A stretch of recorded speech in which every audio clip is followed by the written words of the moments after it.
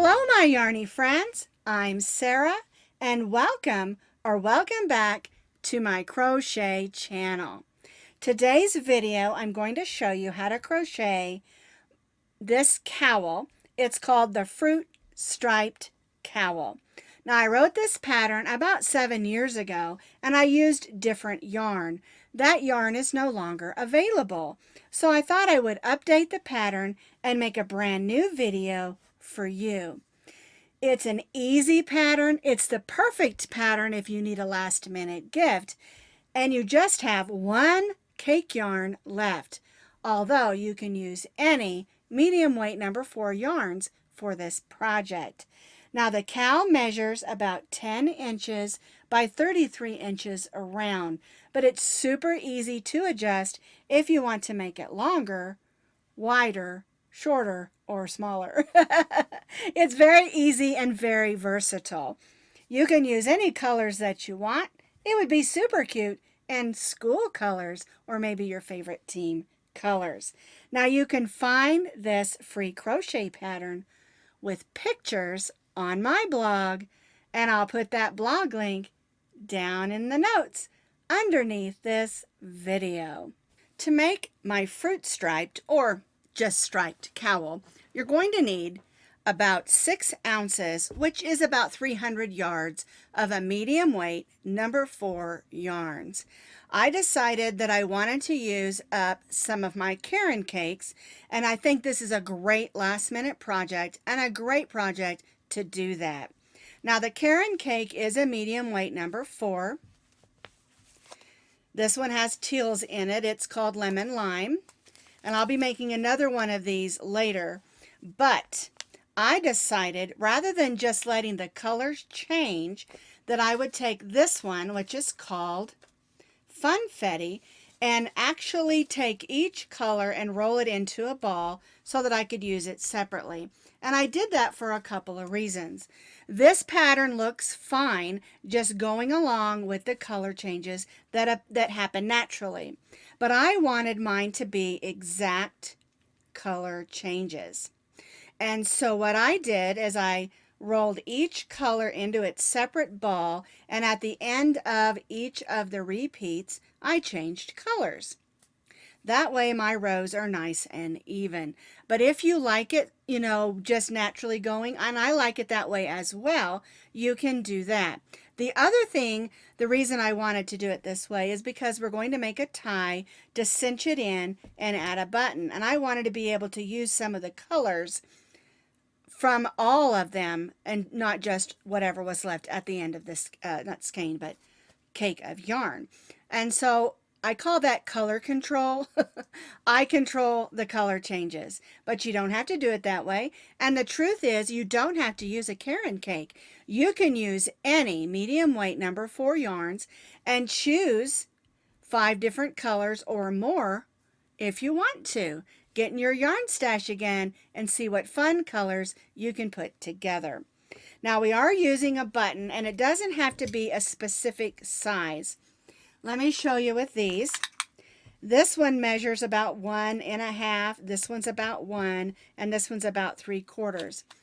It can be just a nice big fun button that matches, or you can use a wooden button like I'm going to today. And we're just going to put that button right on that tie just to give it a little extra pizzazz. And the truth is, you don't even have to use a button if you don't want to. We're going to use our eye hook today to stitch up our cowl. That's a 5.5 millimeter crochet hook. And then you'll need a needle to weave in your ends and sew on your button. And of course you'll need a pair of scissors. To begin our cowl, we're going to need to stitch 101 foundation double crochets. Now I won't be stitching the whole cowl again. I'm going to show you with 31 foundation double crochets and make a small swatch so that you get an understanding of how to make the cowl. So first we're going to begin by doing the foundation double crochets.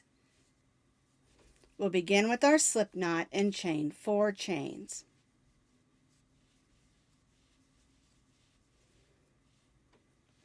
Yarn over, go in the 4th chain, and pull up a loop.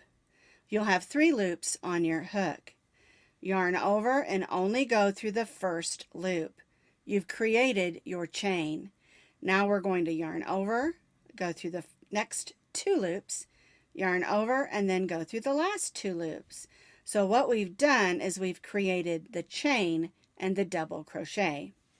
Yarn over, go in the chain, pull up a loop, yarn over and go through just that first loop. Then we'll finish our double crochet. Yarn over, go through the next 2, yarn over and go through the next 2. That's how you stitch the foundation double crochet. I like to use it on cowls and things that I want to be just a little bit stretchy.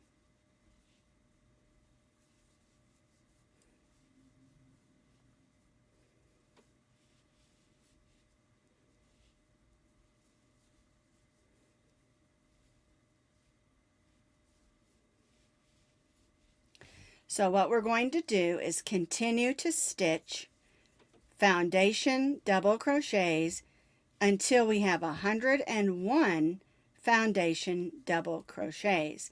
Now I'm only going to be stitching 31 for our demonstration swatch.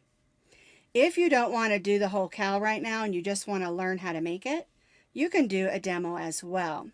But this pattern is extremely easy, and I think you'll catch on to it really quickly. So, just to repeat, you need 101 foundation double crochets. I have stitched 31 foundation double crochets, and you'll notice that I have stitch markers in here because I marked my stitches every 10 stitches, and that will help you not have to continually recounting to see how many stitches that you have. All right, so once you've stitched your 101 stitches, because remember I'm working with just a swatch of 31, but you need to have 101 foundation double crochets. What we're going to do is we're going to join that into a circle. Be very careful not to twist your circle. So what we'll do is we'll join to that chain 3 with a slip stitch and chain 3. Now you'll notice that there's a gap right here. And so what you'll do is you'll take your needle and you'll thread that tail of yarn on that needle and close up that gap.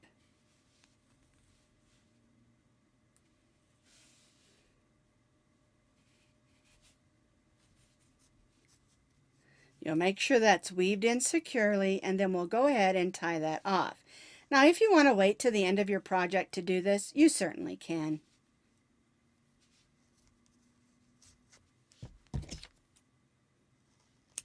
I like to just get it over and done with, and I don't have to worry about it. All right, let's do row 2. Now remember, you have 101 foundation double crochet stitches. We've chained 3, it counts as our first double crochet, and for row 2 all we're going to do is just stitch 1 double crochet in each of those double crochets around. So we're just yarning over, go in, pull up a loop, yarn over, go through the first 2, yarn over and go through the second 2. And so we'll just stitch 1 double crochet in each of those stitches, working all the way around those 101 stitches, and then we'll join back to our chain 3. I stitched a double crochet in each of the double crochets around, and again I'm working on a swatch, so I only have 31. You're going to have 101 double crochets. We're going to join to the chain 3 with a slip stitch and chain 4. All right, so our first row we have 101 foundation double crochets. Row 2 we have 101 regular double crochets. Now for row 3 we're going to do the open work. Our chain 4 counts as a double crochet chain 1. We're going to skip this next stitch and then double crochet in the next stitch and chain 1. We'll skip the next stitch, double crochet in the next stitch, and chain 1. And we'll repeat this, working all the way around this row. Skip the next, double crochet in the next, and chain 1. Skip the next, double crochet in the next, and chain 1. And it makes this really pretty open work. We'll repeat this, working all the way around our cowl, and then again join back to our chain 3. Now I know that we chained 4, but we're going to be joining to the third chain of the chain 4. Don't worry, I'll show you how to do that. So I've completed my row 3. We stitch double crochet, chain 1, skip 1, double crochet all the way around. You're still going to have 101 stitches. Just part of your stitches are going to be chain 1s and part are going to be double crochets. All right, now here's my last double crochet, chain 1. We're going to skip this last stitch and count up 3 of our chain 4 and join to our chain 3. Now, if you're not changing colors, go ahead and chain 3. But I'm going to change colors here because I'm changing colors every 3 rows. All right, so I'm going to bring in this purple. Snug that down, and now I'm going to do my chain 3. When changing colors at the ends or beginning of rows, you should always do your chain 3 after your color change. If you do it before, you're going to have one stitch up here that's the color of the previous, which is pink, because our chain 3 counts as our first double crochet. All right, so we'll just leave those in there and we'll come back and weave those in later. And what we're going to do for row 4 is we're going to double crochet in the chain 1 space and then double crochet in the double crochet. Double crochet in the chain 1 space and double crochet in the double crochet. So we're making a solid row of double crochets. And again, you're going to have 101 stitches. Of course, I'm doing a swatch, so I'm only going to have 31 because we're still doing the same number of stitches. 1 double crochet in each chain 1 space and 1 double crochet in each of the double crochets around. We'll work all the way around and then join back to our chain 3. I worked that solid row of double crochet all the way around, stitching double crochet in the chain 1 and a double crochet in the double crochet. So we're going to join to our chain 3 with a slip stitch and chain 3. And for row 5, we're just going to repeat what we did on row 2. We're going to just stitch 1 double crochet in each of those double crochets around. And so basically every row will have the same number of stitches, 101 stitches on every row for this project. We're not adding or subtracting any stitches.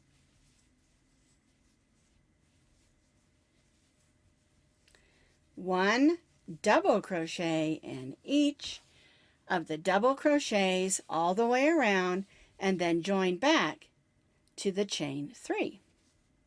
So again, I've stitched 1 double crochet in each stitch around. I have 31. You should have 101 double crochets. I joined to the chain 3 and I chained 4.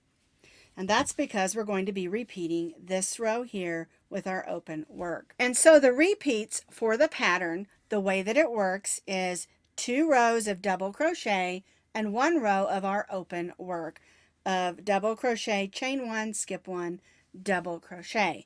And so what you're going to do is you're going to be repeating row 3, row 4, and row 5 for 4 more times. And that'll bring you up through row 17. So, repeat row 3, row 4, and row 5, all 3 of those rows, 4 more times. So here is the completed swatch. I've still got my yarn attached, but I wanted to show you. Here's our first 3 rows, and then row 3, row 4, and row 5, which we repeated 1, 2, 3, 4 times. And this gets you about 10 inches for your width. And then your length is approximately 33 inches around. And you can add to this and make it longer around. You can add more repeats and make the depth deeper if you prefer. I really like this size, and because we started with that foundation double crochet row, it's nice and stretchy. All right, so once we've completed that last repeat, we're going to just cut our yarn. We'll put our hook through the next stitch. There we go. Pull that loop to the inside and then tie off to the inside. That's going to give us a much neater appearance on the front. And then we can just take our needle and weave this in. And then the last thing we're going to do is make that tie and that button so it gives it just a little bit more pizzazz. It doesn't have to have the tie or the button. It's up to you and your preference. All right. I'm going to show you how to make the tie and the button, just in case you do want it. What I'm doing is I'm putting 3 of the colors together from my cowl. That's part of the reason I rolled them into different balls so that I could use 3 different colors. I decided not to go with the pink or the darker purple. Plus I have pink on both ends. So I'm using the orange, the yellow, and the purple. And I'm going to put them together. I'm going to give it a little bit of room, about 6 inches, before I start my slip knot. Okay? All right, now I'm just using the same hook. If you're uncomfortable, you can go with a bigger hook. But I'm just going to make my chains just a little bit loose. And I can do that okay with this hook, just loosening up my tension. If you want to go with the larger hook, you certainly can if it's more comfortable. And so what you're going to do is you're going to hold all 3 strands of yarn together, and you're just going to make chains. And we're going to chain 100 chains. We want a nice long chain, but not one that's too long. And of course, the length of the chain is totally up to you. And you'll notice that I'm pulling up on it and I'm making nice big loops. Not working on trying to keep my tension even for a tight stitch, just chaining loosely. And I'm going to do this for 100 chains, holding all 3 of my strands of yarn together. By holding the 3 together, it gives us a nice thick chain for our cowl.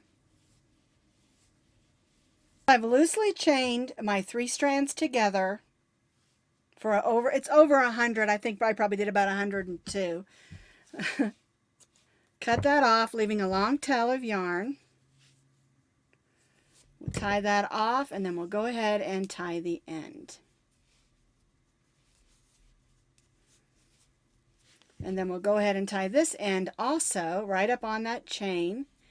It doesn't have to be exactly 100. You can do more if you want a longer one. You can do less if you want a shorter chain. And the way we put it on here is I like to go where I ended, if I can find it.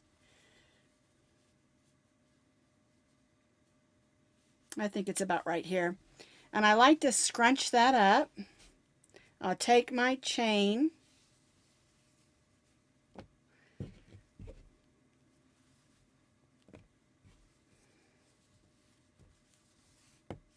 and I'll just tie a knot with 2 strands like that. That way those can hang. If you want to make a bow, you can. I just kind of like it hanging. And I don't want it scrunched up too much. And then we'll take our button and we'll sew it right on to the knot of that chain. So I threaded some of the gold yarn. It's closest to the color of my button. And I'm going to sew it onto the knot, not the cowl. That way, if you do decide you want to take it off, you can unknot it and take the tie off, all right? So I'm going to go through just one of those strands and make a loop. That way this can be untied if I decide I don't want the button on there. Okay, and then we're just going to sew this on. We'll go through just that same spot, but we do want to make sure it's on there securely. We don't want our button coming off while we're out on the town having fun.